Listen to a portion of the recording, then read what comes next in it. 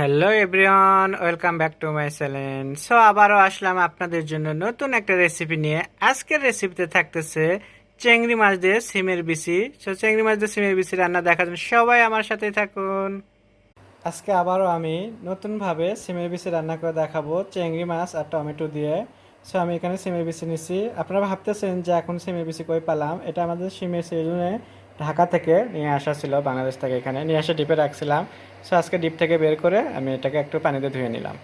এখন আমি চলে যাচ্ছি চুলোতে, রান্না করে দেখাবো কী কী উপকরণ দেবো সেটা। চুলোতে আমি অলরেডি একটা প্যান বসে দিচ্ছি, আর এখন আমি একটু তেল দিয়ে দিচ্ছি।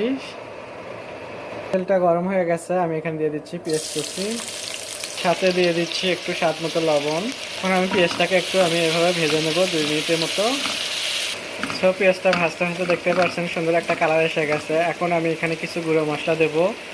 সো একটু আদা রসুন বাটা নিচ্ছি, হলুদ পাউডার আর কাঁচামরিচ অ্যাড করে দিচ্ছি। সাথে দিয়ে দিচ্ছি একটু পানি। এখন আমি এটাকে ভালো করে একটু এভাবে মিশিয়ে নিব, নিয়ে আমি 2 মিনিটের মতো একটু দেখতেই পাচ্ছেন সুন্দর একদম তেলের উপর উঠে গেছে, আর কালারটাও দেখছেন কি সুন্দর এসে গেছে। এখন আমি এখানে দিয়ে দিচ্ছি চিংড়ি মাছ। চিংড়ি মাছটা দিয়ে আমি এটাকে আবারও একটু কষিয়ে নেব এভাবে। আমি এখানে একটু মরিচের পাউডার দিচ্ছি ঝাল ঝাল করার জন্য। আবারও আমি মাছের সাথে মিশিয়ে নিচ্ছি এভাবে। মরিচ পাউডারটা আমি সবসময় একটু পরে দিই, তার কালারটা একটু সুন্দর থাকে। শুরুতে দিলে একটু পুড়ে যায়, তেলে কিন্তু কালারটাও নষ্ট হয়ে যায়। তো আমার এটা কষানো হয়ে গেছে। এখন আমি এখানে দিয়ে দিচ্ছি সিমের বিচি। বিসমিল্লাহ। সিমের বিচিটা দিয়ে আমি এটাকে আবারও ভালো করে মিশিয়ে নেবো এইভাবে। তো আমার এটা দেখতেই পাচ্ছেন কষানো হয়ে গেছে, সুন্দর একটা তেলের উপর উঠে গেছে এটাও। এখন আমি এখানে দিয়ে দিচ্ছি টমেটো কুচি। টমেটোটা দিয়ে আমি আবারও একটু এটাকে ভালো করে মিশিয়ে নেবো এইভাবে। তো আজকে যারা সিমের বিচি পছন্দ করেন তারা এভাবে রান্না করে দেখবেন যে খুবই মজাদার। চিংড়ি মাছের টমেটো দিয়ে রান্না করলে খুবই ভালো লাগে। এটা দিয়েই কিন্তু আপনার 2 প্লেট ভাত খেয়ে উঠতে পারবেন, এরকম অবস্থা।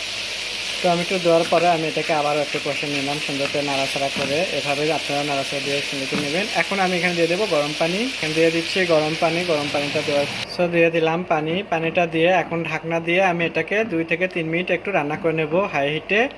সো এই ফাঁকে আমি এটার জন্য একটু ধনেপাতা কেটে নেব। খোলার পরে 2-1 বার এভাবে একটু নাড়াচাড়া দিতে হবে, তাহলে দেখবেন যে খুবই ভালো বুঝতেও পারবেন। সো আমি একটু নাড়াচাড়া দিয়ে নিচ্ছি এভাবে। আর আমার তো এর ফাঁকে ধনেপাতা কেটে রেখে দিচ্ছি, নামানোর আগে দিয়ে দেবো। সো এটা আমার আর একটু হবে, আর একটু ঝোল কমালেই হয়ে যাবে।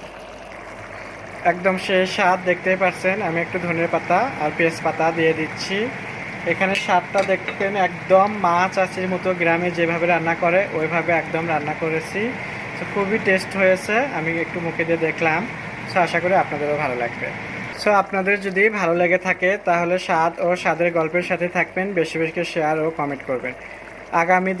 আগামী নতুন নতুন ভিডিও দেখার জন্য সবাই আমার সাথে থাকুন, আমার ফেসবুক পেজে লাইক করুন। সবাই ভালো থাকবেন, আল্লাহ হাফেজ।